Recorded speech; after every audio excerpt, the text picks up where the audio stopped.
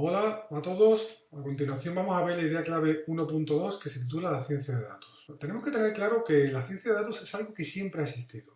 La novedad es que ahora tenemos muchos datos. Antiguamente existían datos pero no había muchos, por lo tanto la información que se podía extraer de esos datos era escasa y por tanto el conocimiento que podíamos extraer de esa información también era escasa. La situación actual es que tenemos volúmenes masivos de datos, tenemos muchísimos datos existentes de muy diversa naturaleza. ¿Qué es lo que ha supuesto esto? Esto ha supuesto un desafío. ¿Por qué? Porque necesitamos, por un lado, técnicas para extraer información y para computar esos volúmenes masivos de datos, pero por otro lado tenemos una gran ventaja. ¿Por qué? Porque al tener esos volúmenes masivos de datos, podemos extraer información y de esa información podemos después tener conocimiento. Por tanto, esa información disponible viene de los datos. Por lo tanto, esos datos, en primer lugar, tenemos que analizar esos datos. Una vez que analicemos esos datos, tenemos que crear modelos, tenemos que modelizar esos datos mediante modelos. ¿Para qué? Para extraer la información que está disponible de esos datos. ¿Y esa información para qué nos sirve? Esa información nos da conocimiento que es fundamental para la toma de decisiones, que puede servir para optimizar la empresa. Puede ser una información muy valiosa para un funcionamiento óptimo de la empresa. ¿Qué es la ciencia de datos? La ciencia de datos es el conjunto de métodos científicos que intenta dar respuesta a esas preguntas. A ver cómo analizamos esos datos, los modelos que tenemos que crear para modelizar esos datos, cómo podemos extraer información a partir de esos modelos y cómo podemos convertir esa información en conocimiento que nos sirva para tomar decisiones en la empresa. A esto siempre se le llama Big Data, pero el Big Data realmente son datos grandes, son los grandes volúmenes masivos de datos. La ciencia de datos es la ciencia que se aplica, que se utiliza para extraer información de esos datos y traducirla o trasladarla a conocimiento que sea válido para la toma de decisiones de una empresa. Como ya hemos dicho, la ciencia de datos es nueva o ya existía. Bueno, esto, como ya hemos dicho, realmente siempre existe. Lo que pasa que ha existido siempre, lo que pasa es que ahora tenemos una situación nueva. Por un lado, la cantidad de datos tan masiva que supone un desafío. ¿Por qué? Pues supone un desafío primero porque la capacidad de computar todos esos datos con las técnicas anteriores era imposible. Pensemos simplemente en los procesadores de las computadoras con la velocidad o la capacidad de proceso se ha multiplicado exponencialmente y por otro lado algo muy importante era la capacidad de almacenamiento.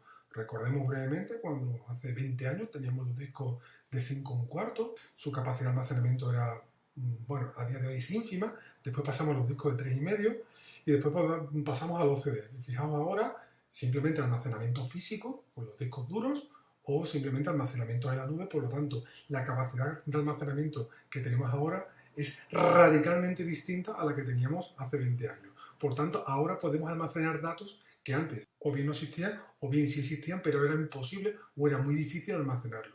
¿Qué es lo que pasa? Que por un lado, hemos dicho, teníamos ese problema de almacenamiento y computación y por otro lado necesitábamos tener metodologías, herramientas para poder tratar esos datos. Esas herramientas siempre existían, hasta la estadística, la econometría, la gestión de los bases de datos, como los lenguajes de consulta tipo SQL, o bueno, o ya más centrada en ciencia de datos, aunque no exclusiva de ella, son las técnicas de aprendizaje automático, también llamado Machine Learning, o las bases de datos no relacionales. ¿Cuál es la novedad de esto? La novedad de esta situación es, como hemos dicho, por un lado, recordemos, la cantidad masiva de datos y por otro lado, la capacidad de almacenamiento de esos datos. Como tenemos un montón de datos que podemos almacenar, ahora ya tenemos, por otro lado, herramientas y técnicas de computación que son posibles, que es posible con ello poder extraer la información que está dentro de esos datos que nos va a servir para mejorar nuestro negocio.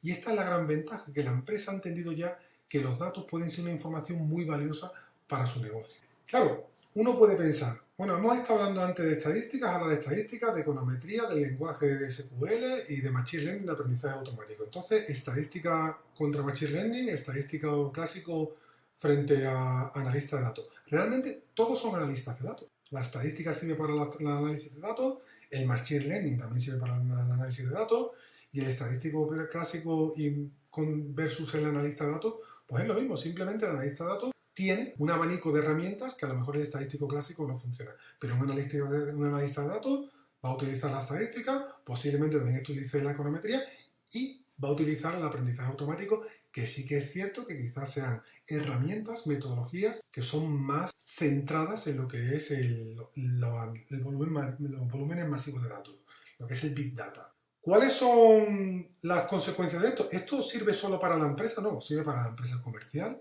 sirve para los recursos humanos, para las instituciones financieras, organismos públicos, medicina. Bueno, pensemos simplemente, voy a dar algunos ejemplos. Una institución financiera, si tiene un volumen masivo de clientes, puede determinar si ese cliente es un buen pagador o un mal pagador. Ese cliente, si le doy un crédito, ¿me lo va a pagar o no me lo va a pagar?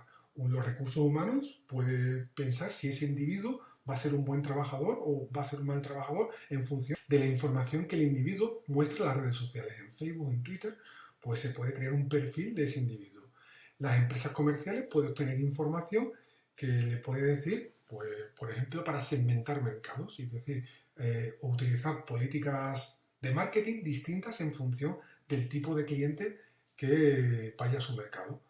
Igualmente, los organismos públicos pues, pueden ser detección de fraude, como para la medicina, para la detección de enfermedades. Como ya hemos dicho antes, la empresa ha entendido que los datos son una fuente de información muy valiosa para los negocios. Las posibilidades son enormes, como ya hemos advertido. Que hablar de datos es algo muy interesante. ¿Por qué? Porque, bueno, cuando hablamos de datos, por un lado tenemos los volúmenes de datos. Es decir, ¿cuántos datos hay? Hay millones de datos. Vienen datos desde las empresas producen datos, las cotizaciones bursátiles son datos, las temperaturas son datos, la información que está dentro de un blog es dato, dentro de un correo electrónico es dato, como ya hemos dicho antes, los tweets que escribe una persona son datos.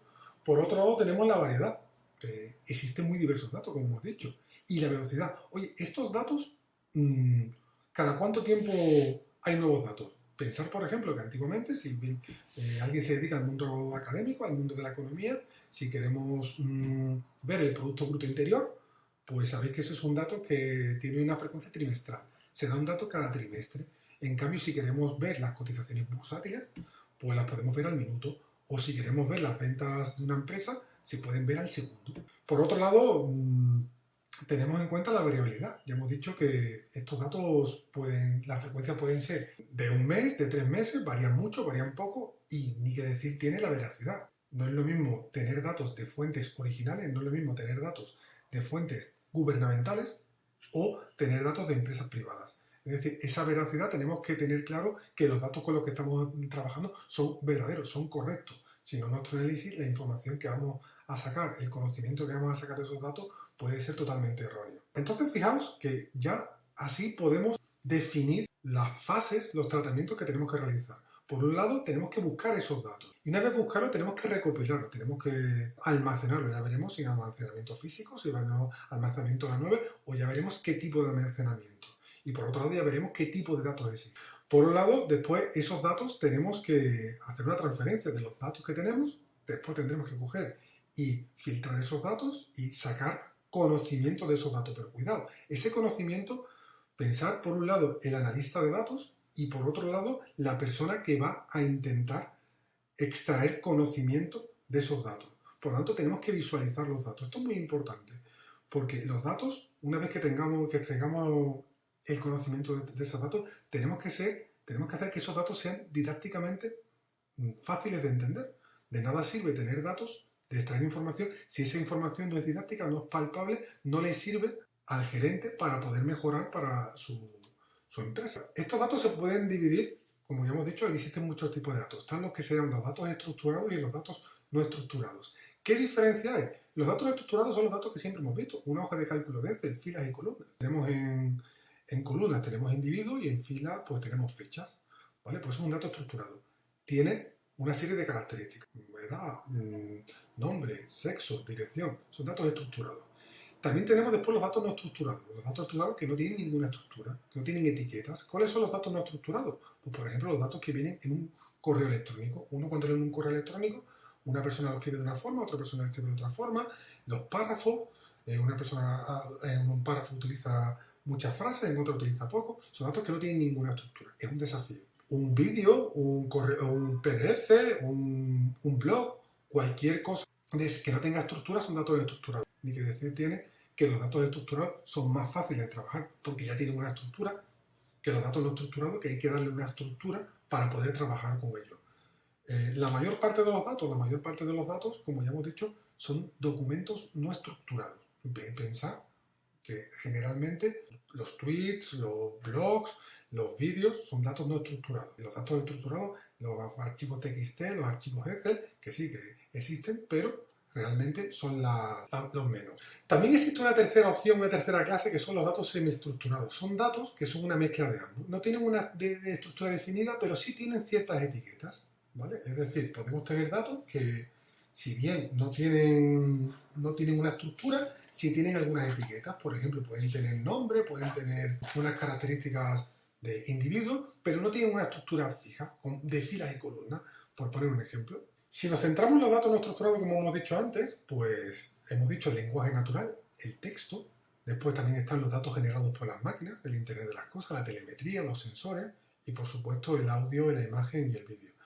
Generalmente, bueno, simplemente para terminar, comentar que la mayor parte de los datos son de carácter no estructurado o semiestructurado. Los datos estructurados no suelen suponer más de alrededor de un 10% del total de los datos. Bueno, pues muchísimas gracias por su atención y nos vemos en la idea clave 1.3.